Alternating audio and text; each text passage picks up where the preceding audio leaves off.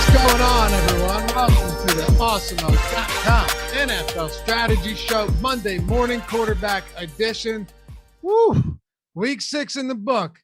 And Derrick Henry, man, Derrick Henry put a beating on a lot of people who then claimed that he was a terrible play and you're an idiot for playing him. Well, Blenderhead isn't saying that, and neither are a bunch of other people that won a ton of money with Derrick Henry. That's only one of the many things we're going to get into on today's show, and we're happy to have you guys with us.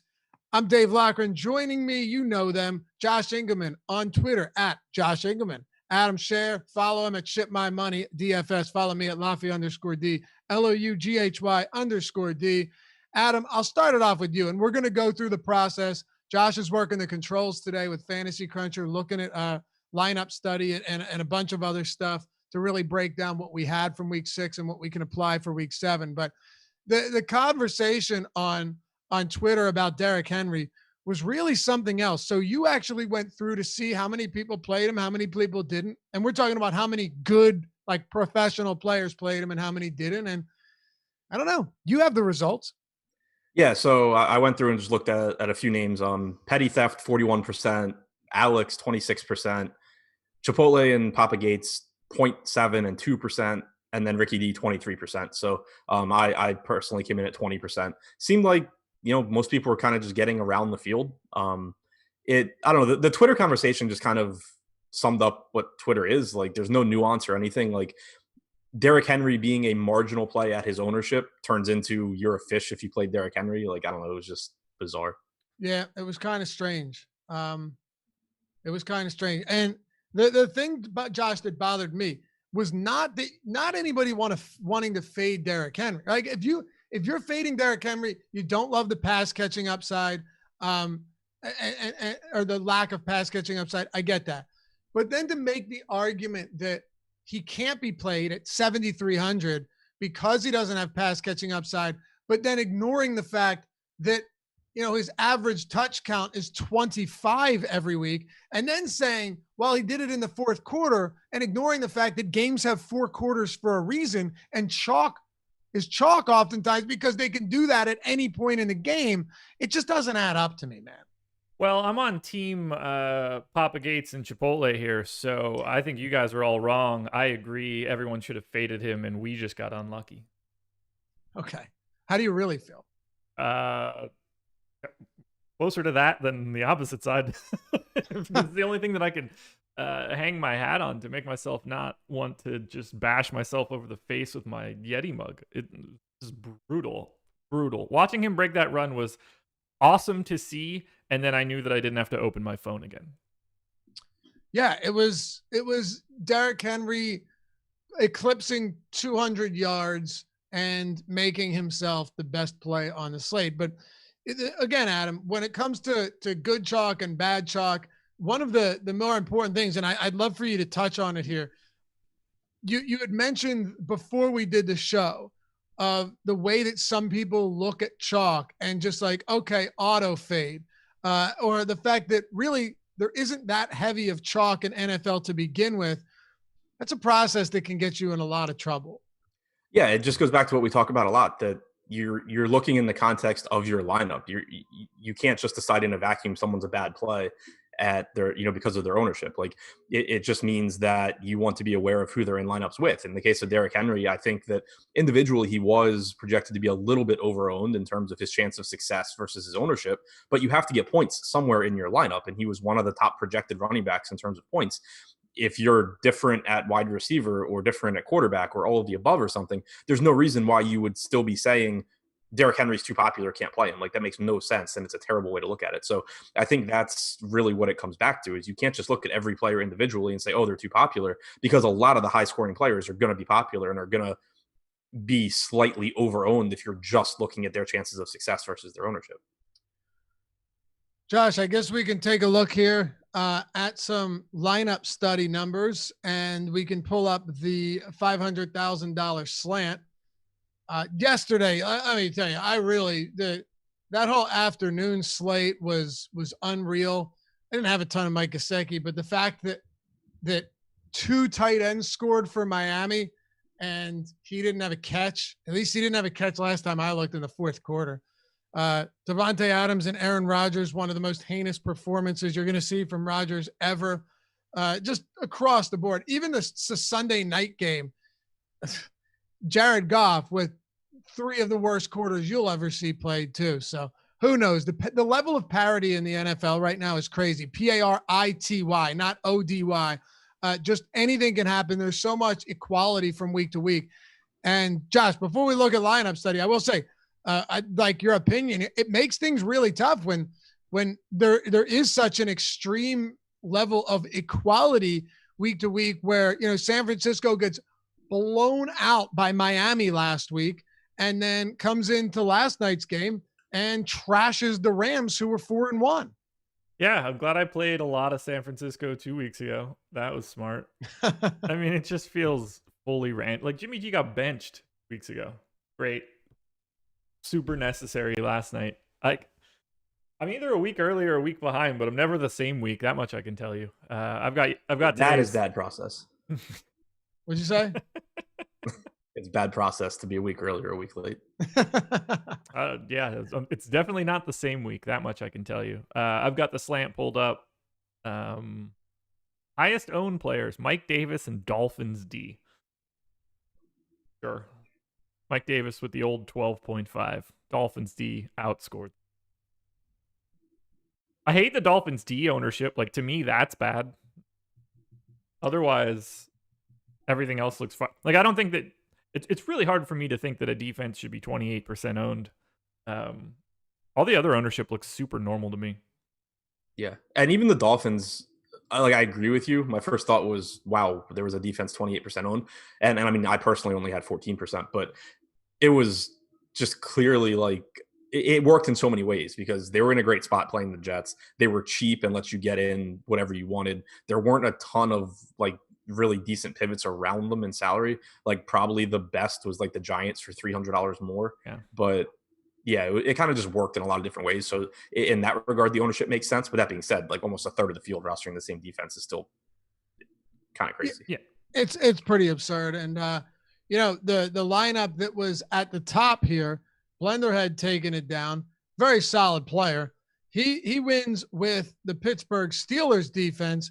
I had a decent amount of them too. It was just one of those strange spots where Baker Mayfield coming in with a bunch of injuries. He's not particularly good. They've done a good job with the ground game, but the Steelers have done a very good job of mitigating opposing teams' rushing attacks.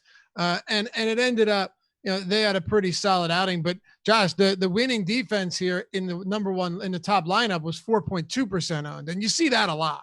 Yeah, I mean, 2 of the 5 best performing defenses were essentially unowned. The Bucs and the Broncos. 19 points for the Bucs, 14 for the Broncos. That's 2 of the 5 highest scores we had, and like they were essentially not owned at all. We got a comment. Dolphins D shut out the Jets and scored 15 points. They were 2,900. Who cares how much they were owned? The whole point of the show. Well, the whole. So okay, it doesn't matter what they did. Let's talk about the wrong part of this conversation.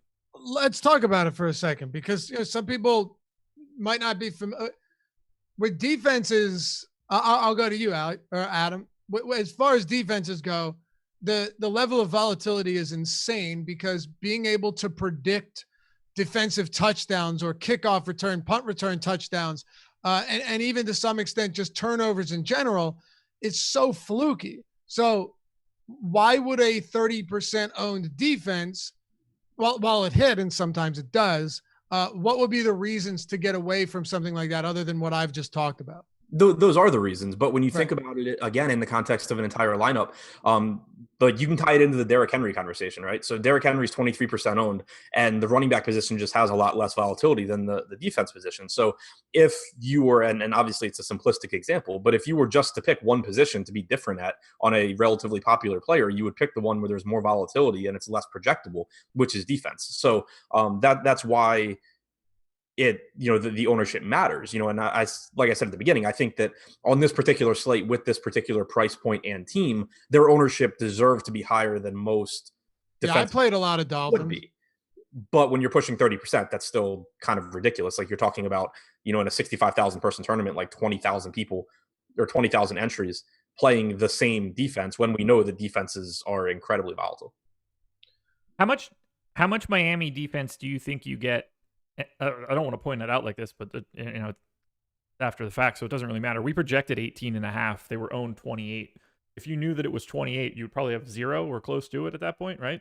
I'm guessing I would have been down. I was at 15. I'm guessing I would have been down around like 8, 9, 10. Like, I mean, wherever I was, I don't even know a quarterback. So like wherever I had like Daniel Jones stacks or something, I probably would have been fine playing the Dolphins. Right.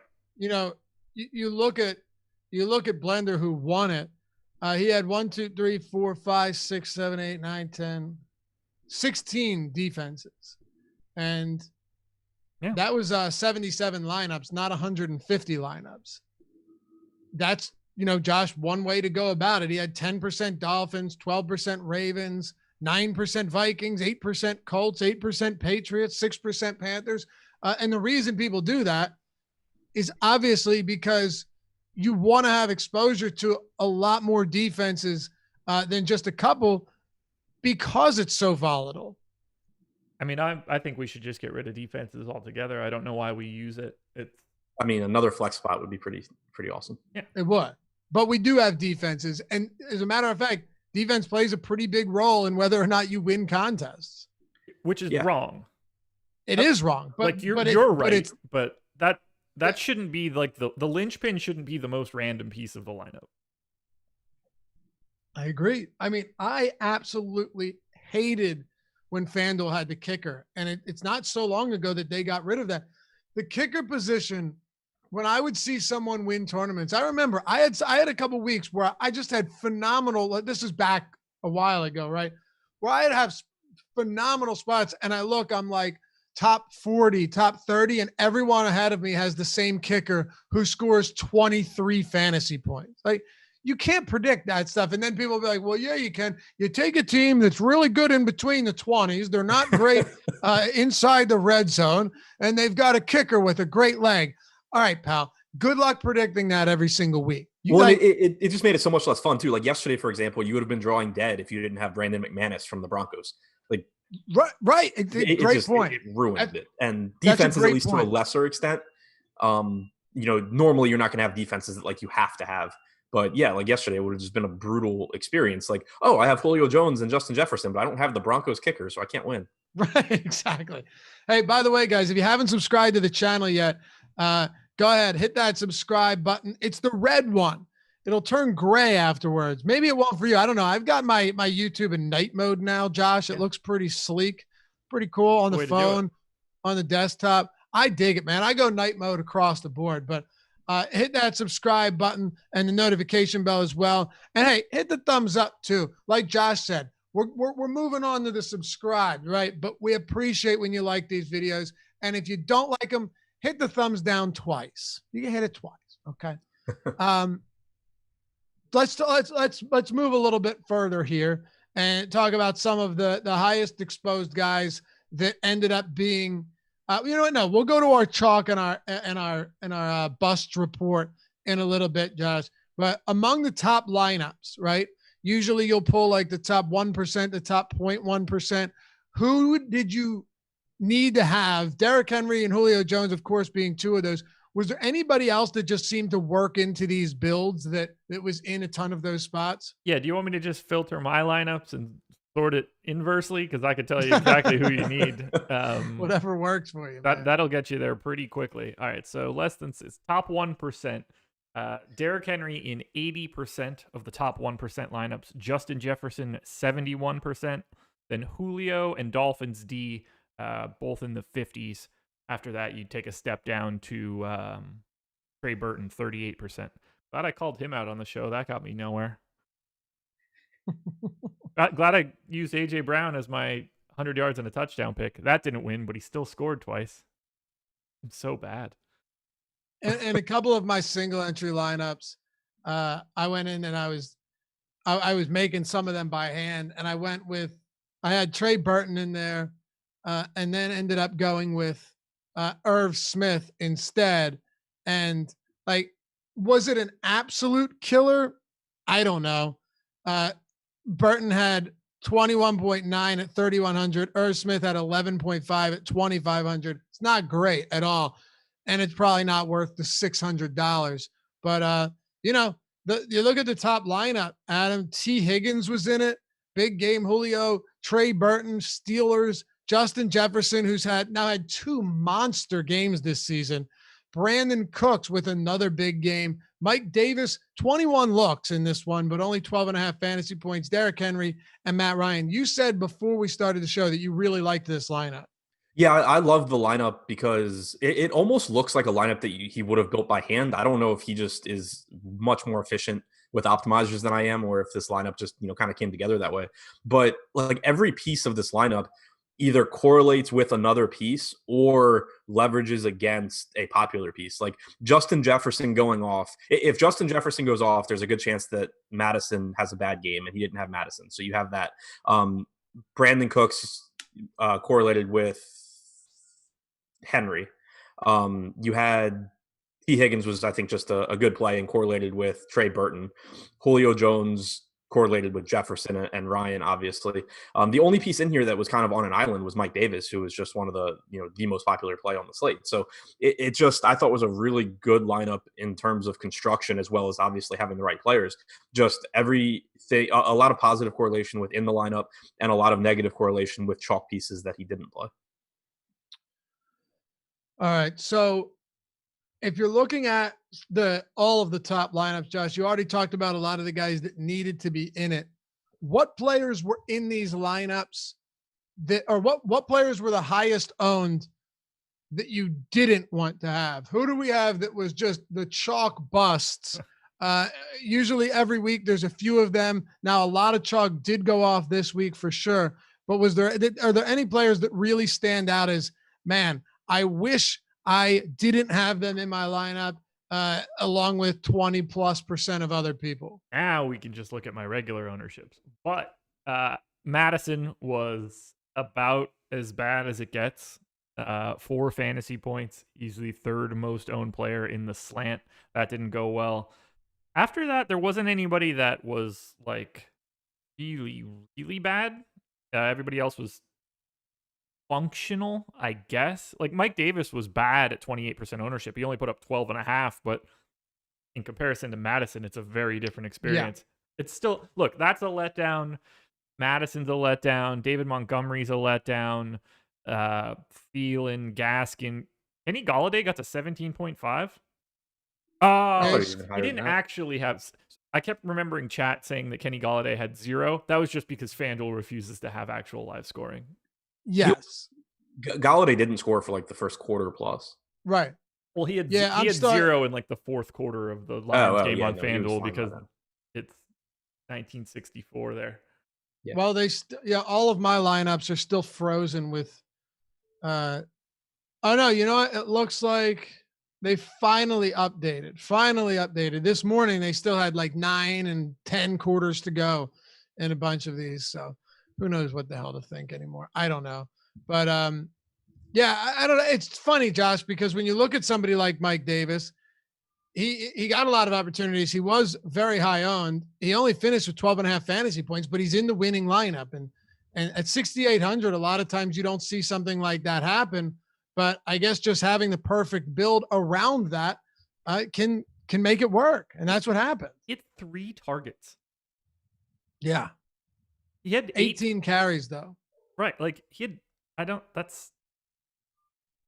no one's ever projecting him for 3 targets in yesterday's game. Not that like makes a huge difference, but that is the exact sort of opposite of what you were expecting. You're banking on what, 6 more points just from catches, basically? Yeah. Adam, I'd like to hear your thoughts on Alexander Madison here, right? Because there was a lot of talk of Derrick Henry being a fish play, chalky fish play, but no talk of Alexander Madison potentially being too high owned for his price point. Now, of course, it was the whole notion that he's going to come in and he's going to supplant Dalvin Cook and take his role over. We get all of that. But how would you view that at 25% with the massive bust? And then Derrick Henry with similar ownership, identical price points with an explosive blow-up game. I'm still kind of torn on how I feel about Madison. I So had am him I. right. That's why I'm asking you. Yeah, I mean, I had him right around the field. I had 27%. In cash, he was in my cash lineup before Derrick Henry was. Like, I'm not like looking back and saying, oh yeah, it was a bad play. Like, I'm still just kind of torn on how to feel about it because the same concerns I had before are still there. Like, he was expensive. He wasn't cheap. But that being said, he did have a great matchup against Atlanta. He was expected to get the majority of the work. He got hurt by the fact that Atlanta just came out and threw like 21 points up in the first, I don't know, 6 minutes or something. Minnesota was playing from behind the entire game. He also lost goal line touches to Mike Boone, who didn't score, but got the touches. Minnesota scored a 2-yard touchdown on a pass to Adam Thielen. It was clearly like a floor game. I'm just still kind of torn on how I feel about him or how I felt about it in general, just because like he was expensive. It wasn't like he was like on Yahoo, he was $14. Like, okay, I played 95% and I don't regret it one bit. Like he was expensive on DraftKings, but again, we just got the complete low in terms of his utilization in the red zone and the game script of this game. So I think he was a good play still. Nothing's really changed on how I felt about it before. I had a little bit of trepidation because he was so expensive, but at the same time, it was a great matchup. If the game is competitive, you're expecting him to get a lot more touches. So I still think it was fine in hindsight. Steven says Robinson on the Jags, thumb down. Yeah, listen, I'll be honest with you, man. Given the absolute ineptitude of that Jaguars offense, 15 plus DraftKings points from Robinson was a gift. He provided us with enough to not crush you. I mean, think of it this way. That could have just as easily been James Robinson in the winning lineup as Mike Davis. Weren't they the exact same price? I think they were both 6,800. Maybe I'm wrong. Davis, I thought Davis were both... was 7K. Yeah, okay, Madison was 72, Davis was 7K, Henry was 73. Okay, so right, which is crazy. Yeah. So you could have Robinson at 6,800 with 3 or 4 more fantasy points than Mike Davis, and it would work. It doesn't mean it was a great play, but By the way, DJ Shark had this is incredible. 14 targets, 7 receptions for 45 yards. That's that Cooper Kupp stat line. God, don't even get me started on him, man. Don't get me started on him. I was on Twitter and some people were livid with Cooper Kupp. Man, they really take this shit personally. Yeah, I know at one point in the fourth quarter, he was leading the team in targets and he had 0 yards. That's who Cooper Kupp did? Kupp, yeah. Decent. Wait, how many targets did he have? At one point, he had 7 targets, 1 catch for 0 yards. I remember the one for 0. Yeah, I think he ended up, I don't have the numbers in front of me, but from watching the game, I think he ended up at like probably 9 targets, 2 catches, 12 yards or something. That's insane. 14 targets for 45 yards for Chark. That's really hard to do. It's really hard to do. Yeah, no question about it. It's almost as bad as the AJ Green game from earlier in the year where he was like 3 of 13 for 23 yards, something egregious. By the way, it's nice to see that he got resuscitated. AJ? They broke the paddles out for that guy. Yeah, I mean, it was decent. I mean, he's targeted double-digit times. 8 right. for 96. I mean, 8 for 96. I got to say, I'm beginning to get a little bit skeptical of this Indianapolis Colts defense. I think they've faced a lot of pretty bad teams and they've looked pretty stellar, but I don't know how much I'm buying into this. Do you buy into Joe Burrow, Josh? Yeah, absolutely. Do you? Yeah. Look, I'm all about just getting the high-end talent at quarterback. Sometimes you need to just take Tua if you need to. Sometimes you need to take Jalen Hurts and get a new quarterback. Yeah, I'm all about that. To be fair, Wentz actually had an amazing second half of that game. I mean, he did. Your tweets were reading like you were ready to get rid of him at halftime, too. Oh, no, I was. I'm still ready to get rid of him. That doesn't take away from anything. I'll tell you what I am excited for. Travis Fulgham, I think, is going to be legit. Like, this kid looks really good. He had another 7 for 76 and a touchdown, 25% target share again against the tough Baltimore secondary. Buying into that entirely. Adam, I think we're going to look back in history at last week's game between the Steelers and Eagles, between Claypool and Fulgham, and say, oh, that was the beginning of something pretty big, because Chase Claypool is going to be a stud. And somehow the Steelers have never missed on a wide receiver that they've scouted and drafted. I was going to say that's heaping a lot of praise on Fulgham because Claypool is an absolute monster. Yeah. For sure. Oh, I'm not saying I don't anticipate Fulgham being Chase Claypool. What I'm saying is for a 6-round draft pick that was cut from 17 teams, I think Fulgham's going to be pretty good. Like I'm fully buying into him. But yeah, Chase Claypool, whew, man, he's sick. He also has a much better quarterback though. So how is Fulgham going to be any good if he plays for the Eagles? He's due to be hurt immediately. Well, yeah, I mean, if that, it's like the state of Pennsylvania can only have X number of good receivers, and the Steelers just grab all of them for decades. Well, no, the Eagles get them. They're just on injured reserve. They don't. No, the Eagles don't get them.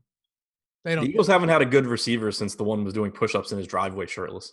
Going back to the TO days. Yeah, that's crazy. Red Barnett. Yeah, I mean, even in the Super Bowl winning year, it was like, Alshon wasn't 100%. Zach Ertz was the guy. Corey Clement was getting. Yeah, you're right. I mean, what you're saying is that Super Bowl was a fluke. I wouldn't say it was a fluke, but I would say it was fluky. Winning a Super Bowl with your backup quarterback isn't sustainable. Yeah, I mean, at this point, I don't care. I'll call it a fluke. It happened. That's really all that matters. You know. I mean, I haven't seen a team I like in a championship game since I was 2. So yeah, I take it. I thought you were a Caps fan. Oh yeah, I forgot about them. Yeah, so you got the Caps. It's hockey. It doesn't really count. Oh, it does though. All right, Josh, let me run it back to you here for a second and ask about we talked about busts. We talked about guys that you didn't want in lineups. Were there any really, really low owned players? Like last week we had Fulgham and Claypool, both sub 0.5%. Yeah. Any really low owned players that just absolutely erupted this week? I feel like there weren't. Not really. Like Justin Jefferson was 11, so no. Julio 10, no. You get into quarterbacks, so their numbers are going to be a little bit higher. Right? Watson, Ryan, Tannehill, Jackson, Wentz, like all those guys are 5 to 10%. I mean, Wentz was 0.7% owned. He's totally. Oh, I have one. Swift. I have one. DeAndre Swift, 30 fantasy and points. Yeah, I guess. Don't laugh at Ferguson. 28 fantasy points at 25 at minimum salary. And 0.6% owned. I had more of him than Burton or Smith, but didn't really. You did? Yeah. I mean, I had like 7% Ferguson. That's still not bad. Yeah, he had a huge game. Swift Swift for 30 feels like the least random one. So as an aside, I guess just kind of looking forward or to make a broader point, make sure when you're like making lineups for next week that you look at usage for guys, because one narrative I saw on Twitter yesterday was basically, yeah, this was like the DeAndre Swift coming out party. This was obviously coming, like blah, blah, blah, blah, blah. His usage didn't really change. All that really changed was he got goal line carries, which is nice, but you can't really bank on that week to week. So, not saying that his stock isn't rising, but he did have a monster game on very minimal usage. Adrian Peterson still had 15 carries and a goal line touchdown. So very valid points there, Adam. Now, also, DeAndre Swift did have 14 carries though, and 4 targets. So it was by far his highest workload of the year.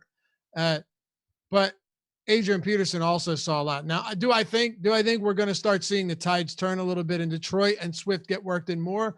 I absolutely do. But I guess what you're saying is, don't run out there assuming that he's now the bell cow backs primed for 20 touches every week. Yeah, exactly. Like I agree.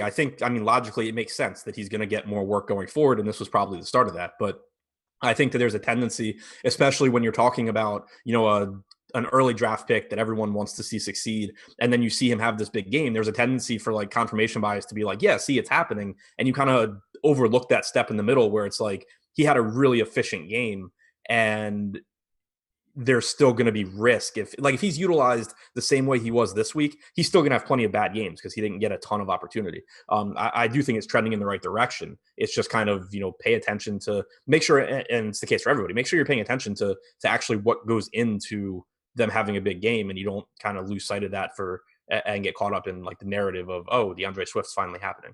For sure. And Josh, by the way, to get off topic a little bit here, back to something we discussed earlier, if you're wondering why a lot of people like to get ample exposure to defenses and we talk about the volatility, I was just scrolling through the lowest owned, top performers, and lo and behold, your highest performing defense on the week was the Buccaneers at 0.3% ownership, scored more fantasy points than any other defense. Yes, they did. You just don't have to.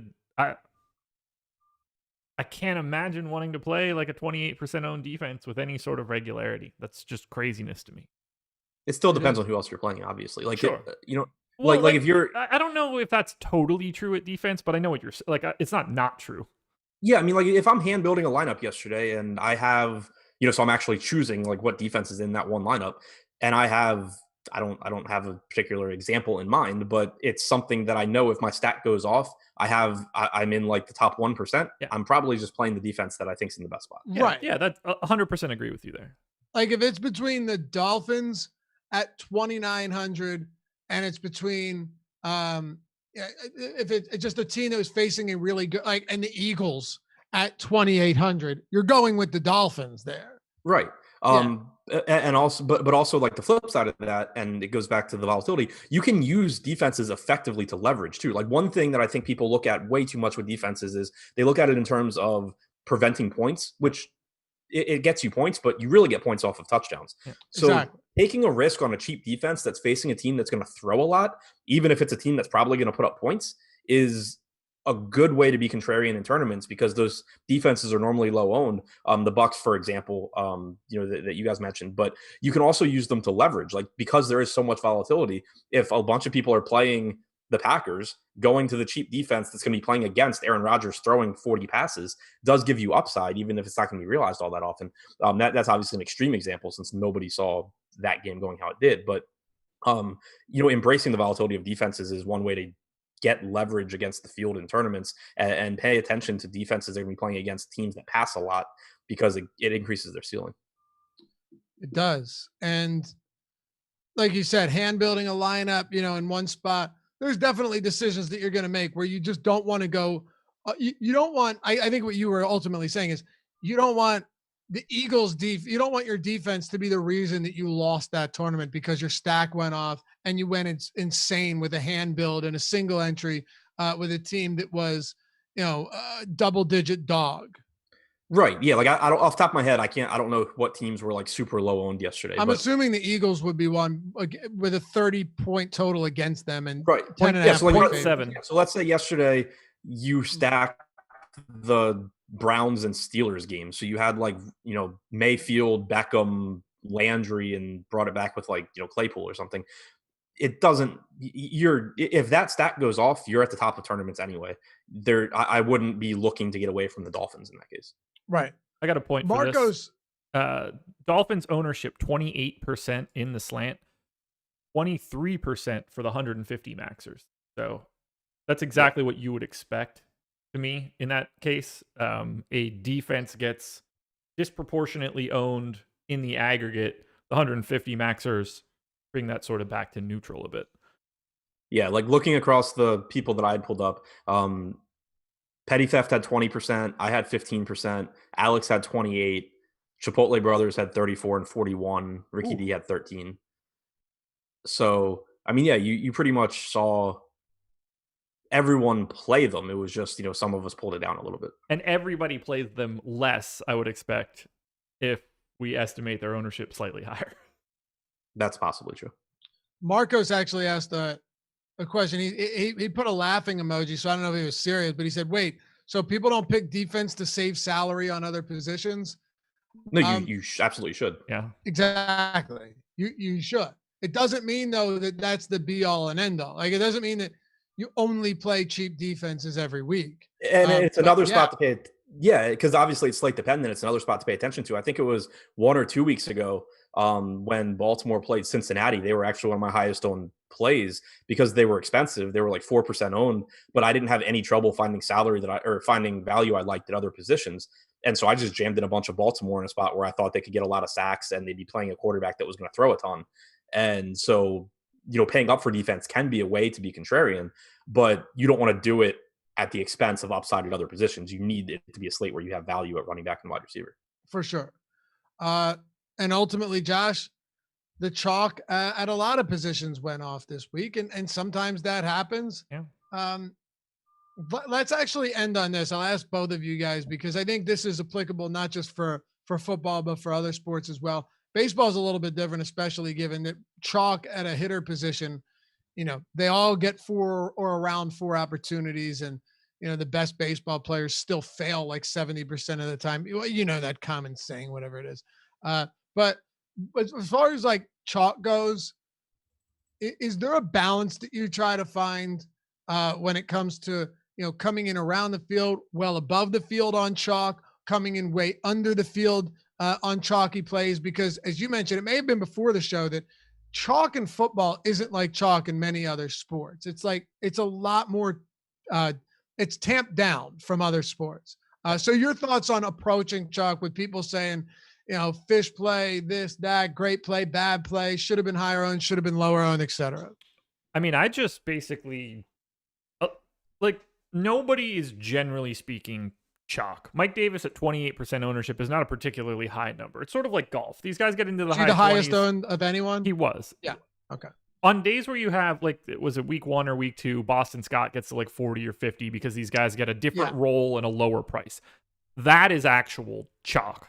This is just the guys that happen to be owned the most. And I think there's a distinction between those two things. So much of it for me just simply comes down to who else is in that salary tier, how owned are they, and how much do I think they should be owned. And that's sort of what got me, I don't want to say into trouble, but Davis, Madison, and Derrick Henry were 3 guys separated by $300, all with very similar projected ownership, with very similar projections. I had Henry a half step behind those 2 guys, so I ended up with a bunch of Madison, I ended up with a neutral amount of Madison, a bunch of Mike Davis, and minimal amounts of Derrick Henry. That could have with an extra half point projected to Derrick Henry, that entire scenario could have been reversed, but that's just how that scenario worked out for me. I ran out of ownership in that salary tier. It didn't have anything really to do with how any of those 3 guys were projected from an ownership perspective. They were all basically the same guy. I just chose wrong. Same question to you here, Adam.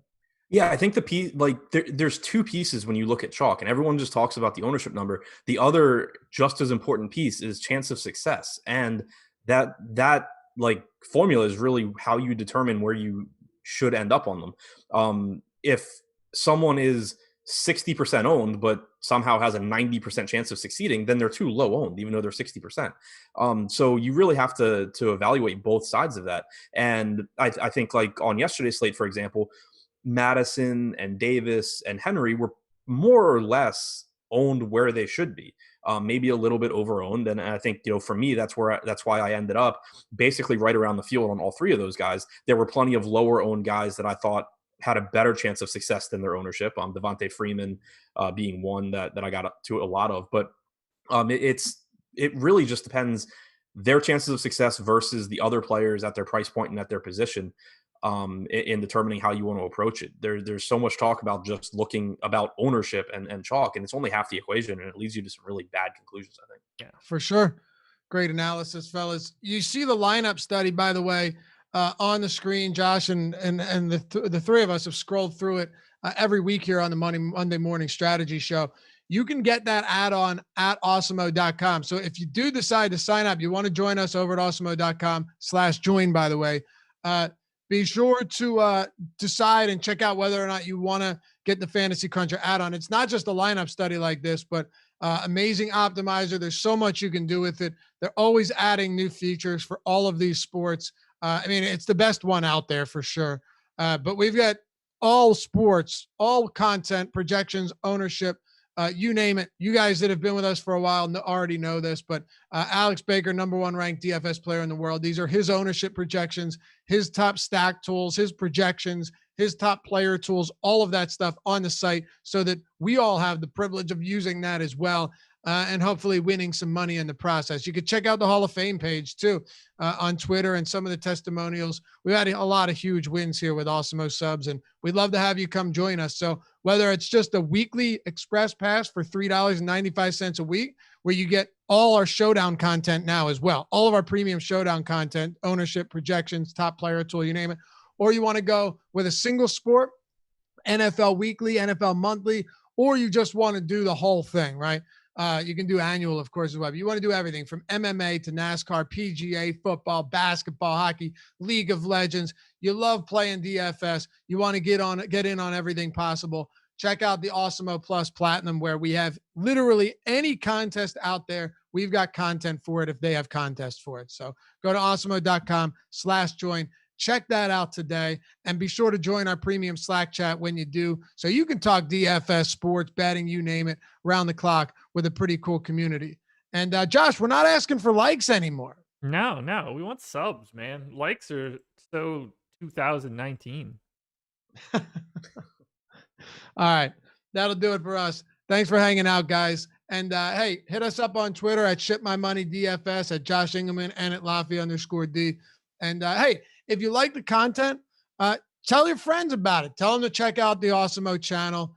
Any way to help us improve the brand so we can keep putting out free content is a huge success or a huge help to us. So we appreciate it. Good luck tonight, guys. Check out Matt Kajeski and my strategy show. If you missed it, it just aired before this. Everything for tonight's 2-game slate with a Millie Maker on DraftKings, the waiver wire report coming up, and a whole lot more. You'll get a live before lock with Alex and Kyle later tonight as well. We'll see you back here soon.